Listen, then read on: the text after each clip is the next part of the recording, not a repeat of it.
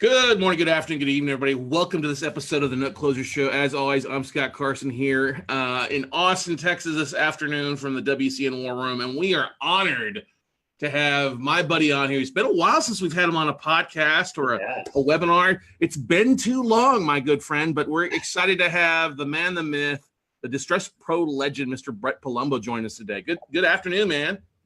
Thanks for having me, Scott. Appreciate it, and I'm looking forward to having a chat on here without all the pressure. Usually when we're talking, I've got something I got to present over an hour, and we got to make sure we cram it in there. So it's nice to come in here and just have a little bit of fun. So yeah, man, it's totally. I know I've been on your podcast before and stuff like, and vice versa here. But we exchange emails, and I know you're just as busy as I am working on things. So it's finally nice to get us connect and be able to share what's going on, because there's a lot of changes kind of going on in the market out there. But before we dive into that, for our extended Note Nation, Note family out there that's watching this live or listening to this across the podcast platforms or watching a replay, why don't you share a little bit of who you are, if in case they don't know you, and reason why they need to know you if they're in the note business.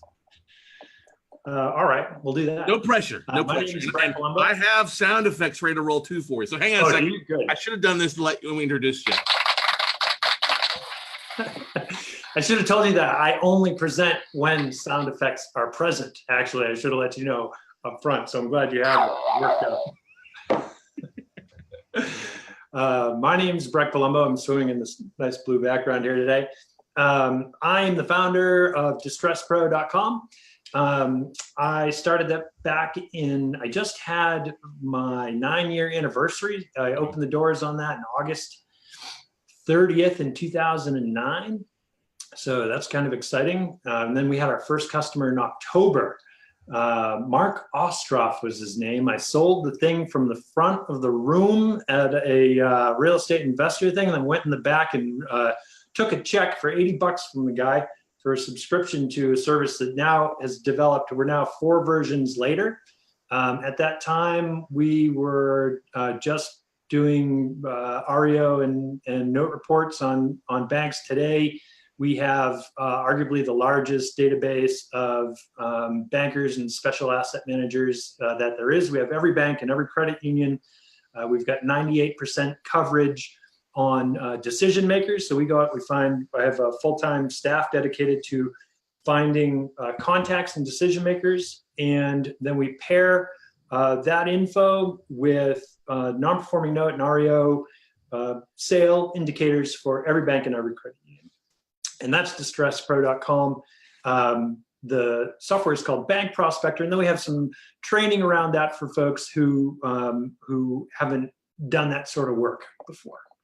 And it's been a lot of fun. We've grown a lot. We are now serving a lot of people, and that's pretty exciting.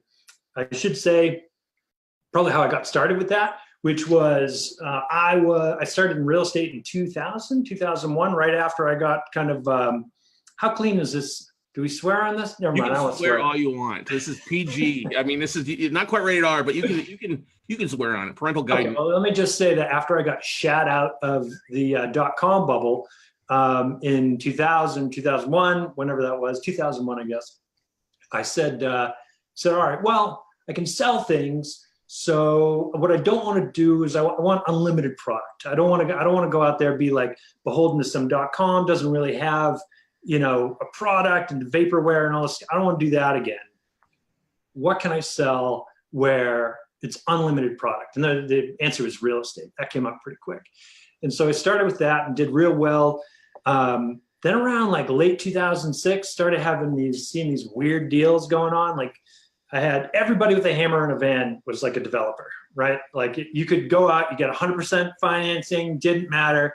I had this deal where there's competitive bids from 2 guys, basically had hammers and vans, and it was they were going to flip an old folks home into condos, and both of them had 0 down financing for the whole, like it was $1.2 million, to do the whole thing. And both of them were doing this with no money, and I was like, wow, like there's definitely where something's happening here. I think we might be getting there. Got an auctioneer's license and said, here's what I'm going to do is I'm going to go as this thing goes sideways, and who knows, when I was almost 3 years early, this thing goes sideways, I'm going to be prepared. I'm going to go work for the folks who are in control. And when you're in a crash like that, and we're talking about collateral and housing and property, the folks in control are the folks who own the debt. And we'll talk about that a little bit later. And so that's the banks. And that's where I wanted to be. So I did that and had a number of successful years there, sold assets for banks, hundreds of them for mostly commercial, some residential, but through 2012. And then this business took off enough that I didn't need to do that anymore. And so I just run this. So that's how I got here on your show today. Well, I think you missed one part there, is that you've helped a lot of note investors and real estate investors really help to focus in on opportunities in the market, and then take away a lot of the hunting aspect of, they know where to find you. Your stuff is amazing. The way you target it, the way you teach it, how to identify opportunities. I know we've had, I'll give you an example. We've had Joe Bayarina on here, who's a client of yours as well, along with Jimmy Kubiak and Adam Adams, and they used Distress Pro to reach out to a local San Antonio bank, bought a portfolio. Adam Adams helped them get to fund it, and they're doing it. It turned out to be a phenomenal deal, and we've used it on a regular basis to track down banks and asset managers too. So first of all, that's kudos. Hang on, applause for that. Okay. Or I should go in and say a little bit more of like this aspect of things, the dollar sign of it. I know we've got some people on there watching here from all across the country. Hey, Eric. Hey, Brian. Hey, Sean. Hey, Rob. Out there and going, but let's talk about, where do you see, because everybody's always curious about where the product is and what's going on in the market. So we talked beforehand. You've got some things that you've been looking at and seeing where the market's at, and commercial being asked for a little bit more. So why don't you look into your crystal ball and tell us what to expect, huh? Okay. Tough, Scott. Haven't said this out loud in a while. I feel like I've been calling the top for so long that I should stop calling the top. And the problem is this, right? Is that you look at the data, and a lot of the boom that we've had, and we really have had over the last 10 years, I don't know, didn't make a lot of sense to me, right? Because a lot of the fundamentals really weren't there, and but still things drove on. So to be perfectly honest, I missed out on, I don't know what you bought for stocks, but I was said, there's no way this thing's going anywhere. I probably could have got in much earlier than now. However, I think we're getting to be about there, man. I mean, there is, do you know Ray Dalio? Mm-hmm. Okay, so Ray Dalio is, for those of you who don't, Ray Dalio is in charge of Bridgewater. It's the largest hedge fund there is in the world. He's calling the top very soon. There's lots of folks who are calling the top. And I'm going to run through some data that I'm looking at. What I'm hearing out there right now, the kinds of deals that a lot of folks are coming to me with, and maybe it's just a function of my background and all that, but a lot of folks are coming to me with commercial deals. They're coming to me with construction or pre-construction development deals, hearing about hotels and a lot of different commercial notes, commercial paper. And so one of the things that strikes me is that here, let me talk about this. Then I'll show you some charts and stuff that I'm looking at. One of the things that strikes me is a lot of times when I'm talking with people who are getting involved in the note business, or maybe they've been involved for a while, it seems like a lot of times they're really, really narrow. And I think in some ways that makes sense, right? You really want to know your product, and you want to know how you work, and you want to understand the asset class. On the other hand, if you're the type of person who's going out there and finding deals, especially if you're going institutional, direct deals, which I recommend you do, you're going to uncover stuff that isn't in your box, right? You're going to have stuff presented to you where you're like, well, I wasn't really thinking of that. And so in that case, I think, one of the things that you can really do, no matter what happens going forward, here's what we know, right? We're 10 years into the biggest run up. This is the longest or second, are we officially now the longest bull market ever, right? Yep. So one thing we know is that that doesn't go on forever. Like it's never gone on for forever, ever. And so at some point, I don't know if it's gonna be this fall, I don't know if it's gonna be next fall, maybe it's gonna be 3 years from now. We don't know. At some point, things are gonna change. And at that point, how are you gonna be positioned for whatever it is, right?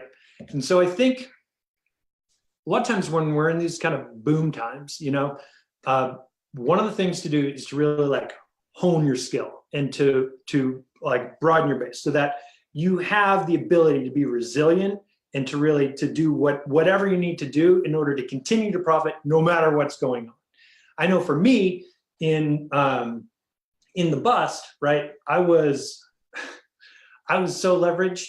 I had opened a commercial real estate brokerage. I had a bunch of agents in there. I had leases on copiers for hundreds of dollars a month, which is, something people used to do. I had all of my income, all of my assets, all of it was in real estate, 100%. So even though I had got myself positioned to be working with the banks, I mean, thank God that I did. That was no easy time. Like I just took a beating because I wasn't diversified. I didn't really have a good understanding of even what that meant. So I think that right now is a good time to get yourself up to speed so that no matter what happens, you're ready for it. And if that means understanding different asset classes or whatever it is, if it means picking up new skills like prospecting skills so you can go out there and find your own deals, whatever, you should be doing that today, right? That's the first thing I want to say. The next thing I want to say is I want to can I share a screen? Yeah, you should be able to share a screen. That's why we went into Zoom here. So yeah, at the bottom, it should be share screen. And it'll pull up your windows. How's this one? There we go. Yeah, Bloomberg. Yep. Okay. Here's what we know right now that's going on. So U.S. home sales rose in August. It was after downwardly revised July. Okay, so we're seeing this data come out and we're seeing backwards revisions in going in the wrong direction. And so I think you got to watch out for that because it can kind of lull you into a false sense of what's going on there. The other thing I want to show you here, this is our new and existing home sales, right? Both of these, we can see that the way that this works, it's not a straight line up, it's not a straight line down, it kind of wiggles around. And we can see that we are getting into a place where things are turning a little bit, okay? This is, let me move this over. So many video pieces, Scott. Here we go. I love it. This is one of the things I love. You've always got such great charts and graphics out there that really help paint the picture. Yeah, I mean, for me, I really live by the data. If I can see it graphically, if I can visualize it, get my head around better what's going on. So here's our U.S. new single family, existing and pending. We can see they're all trending down. Sure, they've got a little spike up, but for the most part, they've all made the turn, okay? Total new home sales, median new home sales price has also taken a turn. Right now, it's down, okay? Yeah. Supply of pending home sales index right here, down. End of the global housing boom. This is on Bloomberg. We're talking about, it's not just local, it's London, it's Sydney, it's Beijing, it's Manhattan, it's all over, okay? You can get into this article here on Forbes.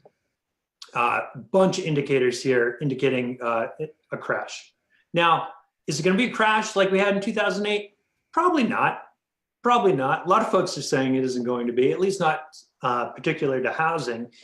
But everywhere you look, Southern California, all over the place, Bay Area, all of it. So I think, a lot of what's going on right now, let me share some other charts. This is delinquency rate on single family residential mortgages. Right now, it's hard to see like, oh, it looks like we're really going down. But Scott, for years, we're still 250% higher, 247 to be exact, 247% higher, the delinquency rate, than it's been historically for years, for decades and decades. Yeah. And so you hear things about like, oh, there's no more product, or oh, there's no more REO. There's people out there who are saying things like this. And the fact is that every single month, more stuff's going into default every month. And not only that, more stuff's going into default now than was even pre-crisis. Yeah. Right. So is it like 2010? No, where we were, 11 and 12%. No, but we're 250% above the way it used to be, or what it was pre-crisis. I think we were at what 3.5, 3.6% in the default rates and stuff like that. And if you look at the default rate, and then you look at the amount of loans that are being originated or people getting refinanced, the default rates on that, I mean, that still leads to a chunk of loans every month, brand new product or existing product that still goes in default. Yeah, there's been a rush to cash out again for a lot of folks who have built up some equity, and I think that spells trouble. I don't see any way that it doesn't spell trouble. And so this is sort of an older slide, but is the U.S. facing the mother of all bubbles? And the fact is, if you look around and you're looking at stocks and everything else, we're really high. Everything's really, really high, historically high. It's high by every measure. And this isn't for the last 24 months or so. I was kind of fringy saying this stuff. And then since May or whatever, I'm basically mainstream. I'm in there with CNBC and Bloomberg and Forbes and all these guys. So the thing is, bubbles always pop, right? And so whatever is going to happen here. So how do you profit now and then continue to profit when the bubble pops? And honestly, I think mortgage notes is the best investment in the market today, because where else can you be invested in collateral where it's secured by real estate? You got recurring revenue without the 3 T's, right? That I know you like to talk about. You've got numerous exits that you can make from it, especially if you are educating yourself on how to do more deals and more diverse deals. And I really encourage you to educate yourself on commercial stuff as we go forward, because that's going to be a scary place for a little while, I think.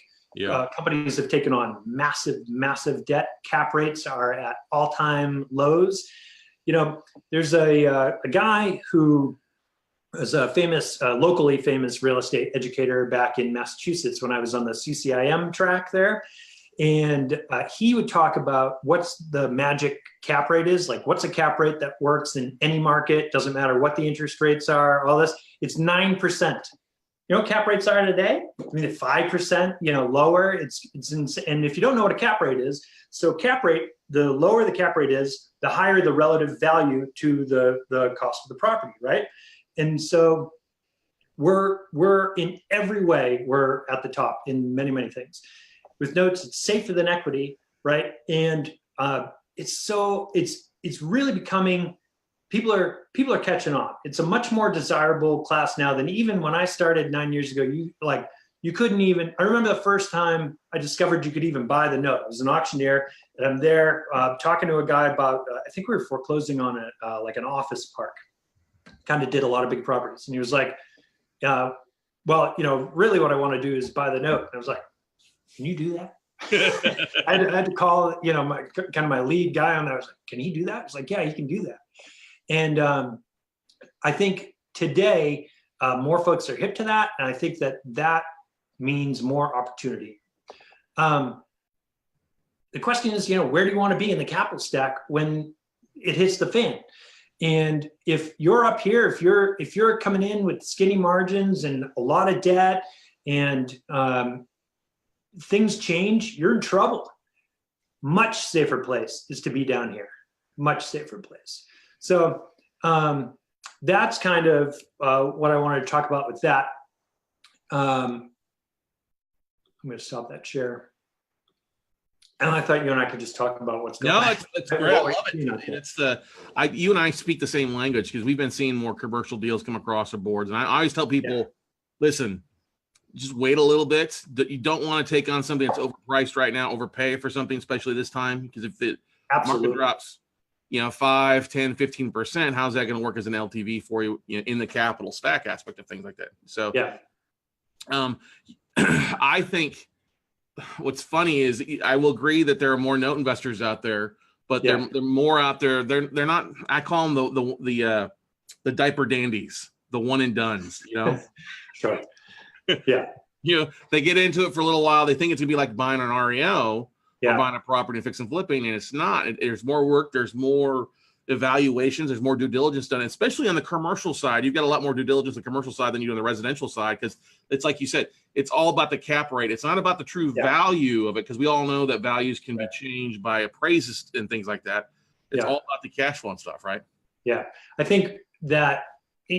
So some of the opportunities that people have brought to me recently, when I ask them, I say, okay, show me the exit on this. And that's something you want to be able to do, right? If you're sure there are more people in it, sure there are, some jokers or whatever, most of those folks aren't going to do any work. They might come in with a little bit of money and they might make a purchase, but if you're the person who can go and who can find the deal and then can explain to someone why it's a deal, right? Then you're in the catbird seat. Most people can't do that. Most people aren't going to invest the time to educate themselves on that kind of thing. And that it really is more and more what you're going to need to do is you can't just put an opportunity up in front of somebody. You have to say, here's this, and this is why it's an opportunity. Because, we're buying it at this much below market, because if we do, just this, we can turn around. Even if we have to foreclose, then we're, way down here, in terms of value.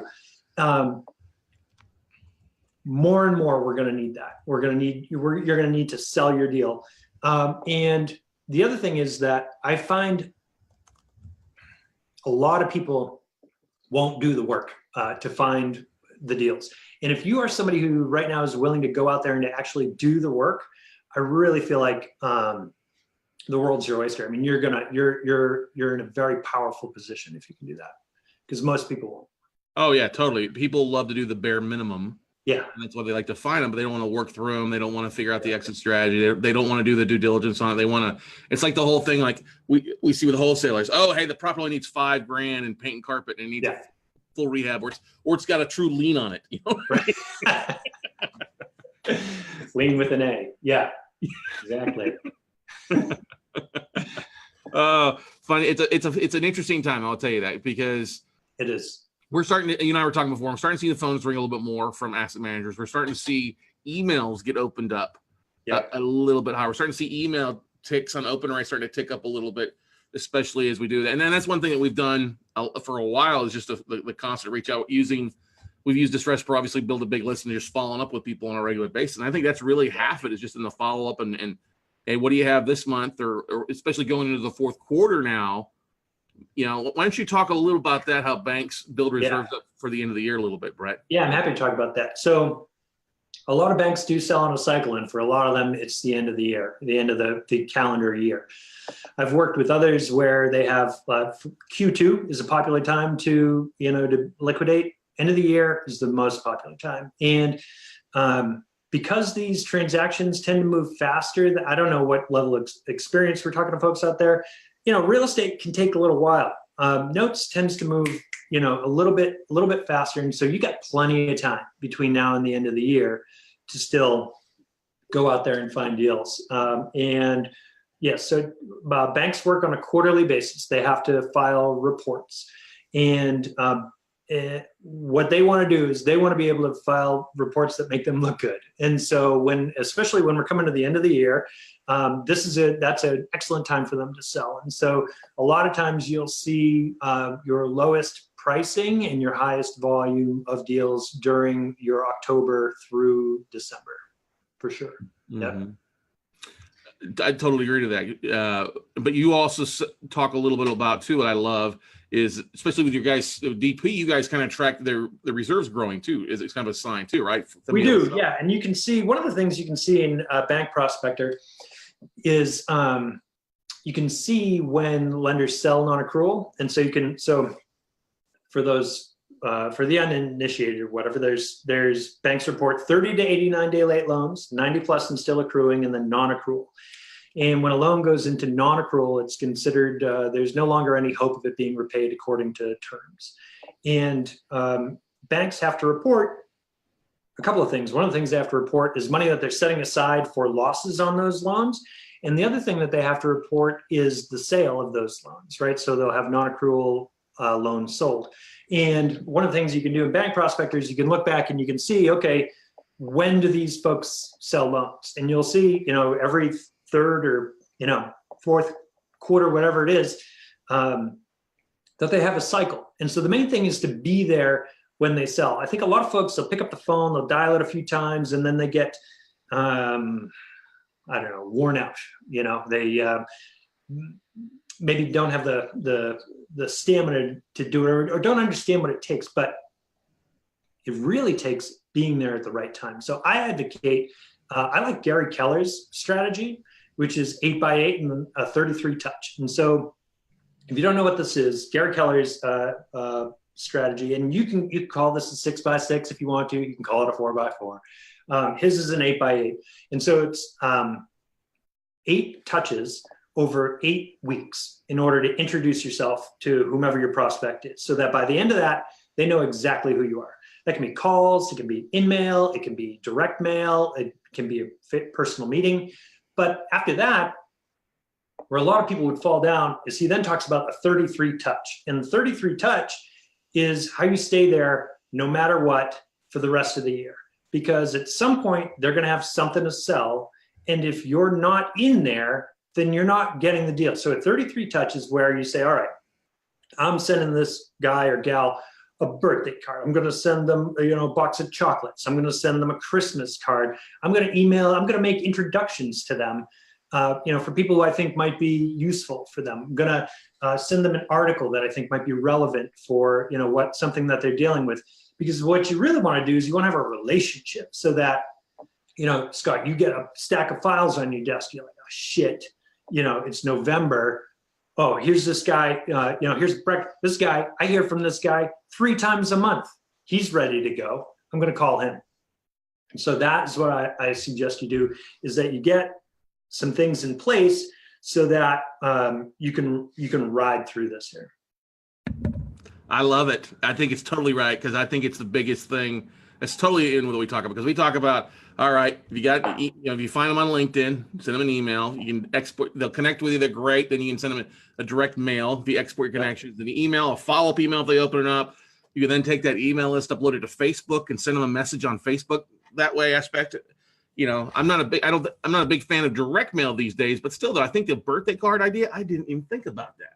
Yeah, that is brilliant if you can find that information, because that will really stand apart to knock some stuff out. One of the things, if you're going to do direct mail today, you got to be strategic about it. Like, don't send them a postcard. Don't print off a letter. You're going to send lumpy mail. Tape a nickel in it. There's this thing that we do where you've got a letter and you get a set of nickels into buffalo nickels, and you tape the nickel on there. You send it out there. You can send them keys. Send them a set of keys in an envelope, in a puffy envelope, right? And there's a lot of different ways you can do that. Make it look personal. Make it the kind of thing where their assistant's going to drop it on their desk and they're going to open that thing to see what's up in there, even if it's just to start the conversation. One of the things that I did back in the day was I had I bought a little tiny safe. It was like a little tiny safe. And then I put a pen in it, a nice pen, and then I locked the little safe, and then I shipped the safe to people. And then if you want to know what's in this safe, give me a call and I'll come in. And that's expensive. For the combo, right? It costs $25 or $30 to do that, to do that deal and have that delivered per piece. But when you get in there and you have a sit with one of them, then you're on a different kind of level once you do that, So I wouldn't totally disregard direct mail today. Yeah, no, I love the lumpy mail. I've got a friend of mine who used lemonade, Country Time lemonade, and she would send that in the mail and say, let's turn your lemons into lemonade. Yeah, it's good. It always did really, really well. Hard to forget. They put it on their desk, they move it around, probably don't throw it out. It's not the kind of thing that happens like that. So anything like that I love. But the main thing is, I think, have a plan, right? So don't come in this and you're like, I'm gonna go look up a name, and now I'm gonna send an email. I'm gonna think about what I'm gonna do now, and then maybe I'll like serve this. No, get a list of the banks that you're going after. Get a list of the prospects who are the people, the targets, the decision makers at those banks. Put them in a system. They all get the same treatment. You put them in batches. I suggest you go out, you get maybe 50, maybe 100 contacts. You say, I'm putting them all in the 8x8. That means 50 or 100 people this week are getting an email. Next week, they're getting an email. The next week, they're all getting a call. So that I think the biggest thing that happens to people who try to do this is the paralysis, the analysis paralysis. So they get there, and then it's like that phone weighs 1,000 pounds, and they're like trying to think about, oh, geez, I don't want to mess up this email. No, don't think about that. Think about that before you're going to do it. And then when you sit down, you just do it and you get it out. And then you look at your numbers. And if you need to make an adjustment, you make an adjustment, but you don't know what that's going to be if you're going at it all willy-nilly and making it up. I was going to swear again. If you're making it up every time. Well, but that's so true. Have a script, know what you're going to say, follow up with it, and just be diligent about it. Because that's, I preach this. I should get a t-shirt or a tattoo. 80% of sales made after the 5th contact. You know what I mean? Exactly. And most people never get to the 5th contact. What do they say? Only 2% of salespeople follow up more than once. Yep, totally. And that's just a sad thing. And in the bank, let's just face it, asset managers, secondary marketing professionals, they're busy. They're not going to return phone calls most of the time unless you've literally blown up there, or they're following up with you, or you're giving them a reason to follow up with you more than anything else, like you were just talking about. Yeah. I got a friend of mine. He's top salesperson at a big tech companies, making a ton of money. He's making almost $750,000 a year as a salesperson, which is a lot of money as a salesperson. He does only relationship stuff. So find out what their spouse's name is, find out what their favorite liquor is, send it over, send it flowers on, and that's it. And they won't go anywhere else. Yeah. So take them golfing, go to the ABI, the American Bankruptcy Institute. They have symposiums. You can go meet workout officers. You can go meet, go to the TMA, Turnaround Management Association. Highly recommend that for anybody who's in this business. And then you get to put a face on a name. So I do that too. That's good stuff there. I love that. That's some good name dropping for our listeners out there. Anytime you can go to a national or some sort of conference, that's the bigwigs are at those. It's well worth it. Where DS News puts on a good event, 5-star as well. But like mortgage banking associations, I love going to that. Those aren't always and that's kind of separates you from a lot of the people out there else that are looking for deals. A lot of people aren't going to invest that extra $1,000 or $1,500 for a ticket. Yeah, it's well worth it. One contact will pay for that easily. Totally. Yep. And most people don't know that a banker or an asset manager can legally accept up to a gift worth $100 up to at least once a year. Oh yeah. Yeah. Yeah. I didn't know there were any rules on that at all. Oh, there's rules on that. Yeah, exactly. As an ex-banker, if we had people bringing in gifts, we could accept up to $100 value, basically. So whiskey or something like that. And so one of the things I did earlier on in my life when I was traveling around Florida, buying a lot of Florida assets, and I was meeting with asset managers, I would take them out to the Miami Heat game for $100. This is pre-LeBron James, of course. Yeah. But that always did well because they were the first ones to call me when something came across their desk. Yeah. Yeah, the nice thing about things like that, the ABI and the TMA, they have these symposiums. One of them that happens out in the Cape, another one happens in Vail or Aspen, and they're pretty reasonable to get to. But you're sitting around a bar with the decision makers at the end of the night. That's just, they're all there. It's going to be commercial workout folks a lot of times, but they know who the residential workout folks are if that's all you're interested in, So definitely I would invest some time in that. Mm-hmm. Yeah. Those are good pointers. And so what is your focus over the next 12 months? I know we're looking at this bubble here. What are you working on? I know you were talking about doing some overhaul and doing some really great revamping to Bank Prospector, adding some new stuff, some older stuff out, stuff like that. But what's your focus for the next 12 months, Brent? We're really trying to help people streamline this and take away a lot of the clutter and confusion and overwhelm. We're really trying to make it easier for people to just take action and get out of the studying and into the doing.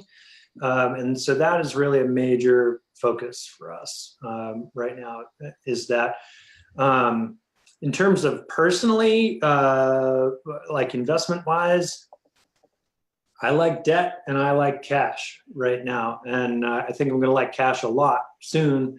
But that's really trying to have like just dry powder because I feel like it's any minute. So I don't want to, if you are someone who's, I guess I'll give a few tips from eating shit in 2008, which is a lot of times people think that the credit that they have will continue to be there.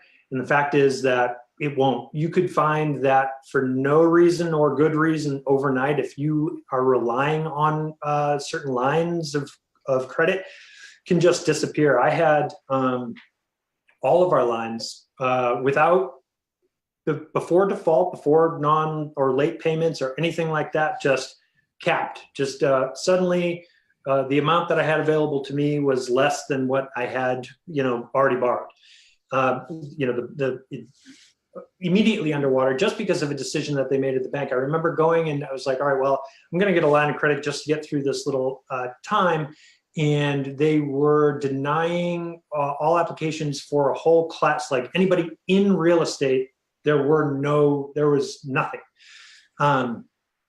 It's a good time to deleverage. It's a good time to take stock of what you have. If you think that you will need more credit, go get it now. It's much easier to get it now. Even if they cram you down later, you'd rather have it now and get crammed down later than try and get it later when you need it, because you won't get it when you need it when you need it. That's the way it works. And so that reducing any kind of extraneous monthly expenses that aren't helping you to create more income. If it's not helping you to make more money, then what is it doing there in your business? You really need to evaluate that.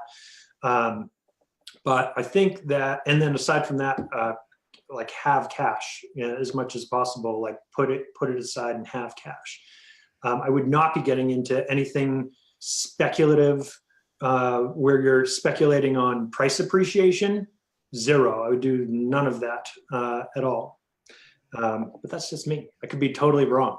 You could, but I echo that, because you think history repeats itself. And I can remember the same thing happening to me. Lines of credit getting shut down, credit cards reducing the available amount. I remember I was out at traveling and we're going to put a credit card and suddenly come back like, why is my card getting declined for different things? Like, oh, they cut your line. Like, why? We've been online, 800, FICO score, stuff like that. Totally. Yeah. And they're like, well, it's just the bank decided to do it across the board. I'm like, well, no notice. We have that right to. I'm like, crap. Okay, let's put it on a different one. Let's put it on the debit card this time around. We're paying for the vacation. Yeah, I remember we had one card that had like 25 available, or 25 total limit, 1,000, and they cut it down to less than half, and we were already like a little higher. So yeah, that happens. That's a real thing, and it happens overnight, and it does happen without notice. So you need to be prepared. Mm-hmm. Yep. Yeah, funny comment on here. You said something about the importance of trying to get people to take action, because that's the biggest thing that drives me bonkers. That's what gives me, when I see people at workshops all the time or at the same events and they haven't bought anything, they're not making any offers, they're not doing any marketing. Jack DeWeese out of Waxahachie, Texas, the client says, the problem with Distress Pro that having access does not do anything for your bank account if you don't use it. Yes, that's true. And we try to encourage people that if you're going to sign up, then use it. We invest. So I have full-time staff finding contacts.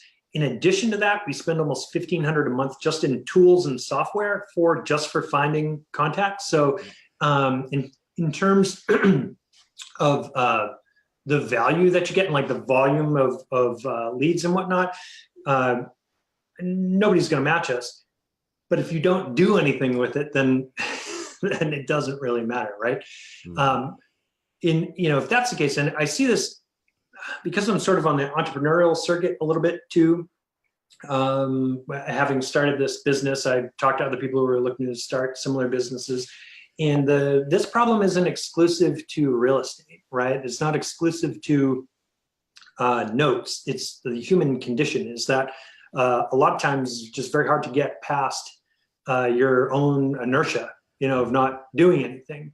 The biggest thing I can say for that is, well, it doesn't hurt to have like a burning, house on fire, screaming crisis. That'll always get you moving.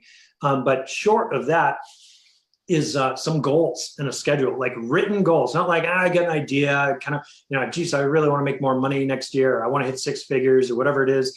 Like a goal, I'm going to make this amount of money by this time by doing this. And then you have to do that and you have to track it.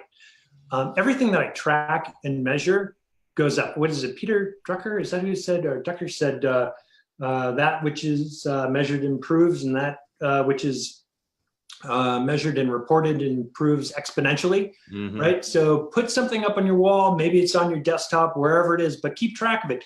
I hear a lot of people, they'll write in me, they'll say, I'm not getting any responses to my emails. Say, how many did you send? No response back. And that's because, they sent 5 emails. They don't want to tell me, well, I sent 5 emails. If you're not, it's a numbers game, right? And if you're not putting the numbers in, then nothing comes out the other side. So let's suppose you have a 20% open rate on your emails and you get a 5% reply rate. So if you send out 5 emails, what do you get? You get one dude or gal who opens your email. You send 100, now you've got 20 people who've opened it. You have 5 who've replied, and now maybe you've got 1 on the hook. So it really is a numbers game. And what you need to do is you need to begin with volume and then find your bottlenecks. So is the bottleneck that you're not sending enough? Is the bottleneck that they're not opening enough? Is the bottleneck that they're not replying enough, or that you're not closing? Well, which thing is it? And if you don't have numbers, you can't know what it is. So if you want to make it work, you gotta put in some numbers. And maybe there's a lot of ways you can do that. There's a lot of software out there today, cold emailing software, bulky, like all kinds of stuff. There's virtual assistants who you can hire who can do stuff for you.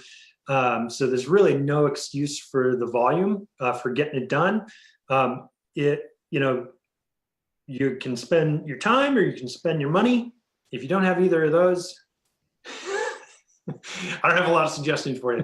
But well, but you did a really good thing about there, because I think every entrepreneur needs to go on a regular basis, look at what's outgoing. Yeah. Are they using the tools? Because that can add up. A drop in the bucket can fill up a bucket relatively fast if you can save that money and put it to other things. And so a lot of people that maybe don't have the time have the money, and that's why I think joint venturing with people that are doing it, going out and networking, finding people that are ready to, that are hungry and are going to do the work with the burning house behind them. Right. Things done. I love that analogy, but that's the same thing. I mean, we preach something, have a plan, focus on it. I mean, everybody loves Gary Vaynerchuk, and he loves to preach that everybody usually has from 7 p.m. to 2 a.m. to get something done as well. See, I do the opposite of Gary Vaynerchuk. He actually drives me bananas. I get how that will make people successful. You can also work smart. You don't have to be everywhere all the time, 16 hours. You can put in, my business is built on systems. I mean, I traveled full time for almost 1.5 years. Yep. Then when I stopped traveling, I got 90 days skiing in over here in our new place, and things continued to go up and to the right. And it wasn't just because of some kind of magic. It's because there are a bunch of systems in place, and these things, and there's so much technology, so cheap these days to get like a global workforce working for you and to have people out there doing work that you couldn't possibly afford to have folks stateside do, and they'll do it well. And if you just figure out how to do that, how to put in some systems and then get some people in place to operate those systems. And I know maybe I'm getting a little bit advanced for some folks, but it begins with you doing it to figure out what that system looks like. So go and do it, and then ask yourself, did I do this in the best way? Is this the best way that I could have done this? If I had to explain to somebody else how to do this What would that look like? And then write it down. You can get, I have all kinds of SOPs over here, standard operating procedures for everything. Everything from filing a bug report to creating an article to publishing a video, like doesn't matter what it is. There's a checklist. There's a video explaining exactly how to do it. There's a document with all of the resources on it. And when I bring in somebody new to have them do that work, I say, here's the role, go learn how to do this, right? And tell me when you're done. And then I give them the assignment and they do it. If you haven't done it enough to know what the thing is that you should do, then obviously that's not going to work. You're going to have to find some time. And if you don't have time and you don't have money right now, why are you sitting on Facebook Live, folks?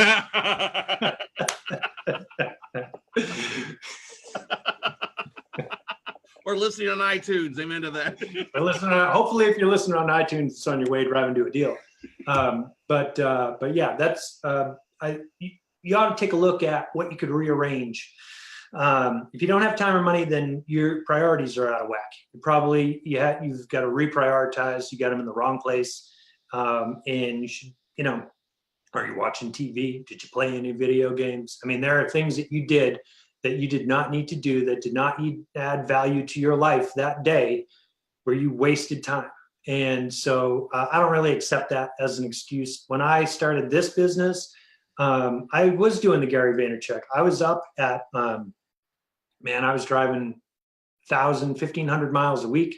I was up out the door at 7. I was driving foreclosing on properties all over the place, calling auctions. And then I'd come home 6, 7 o'clock at night, eat quick, had 2 kids, and then I'd work at night from till 2 a.m., get up and do it again.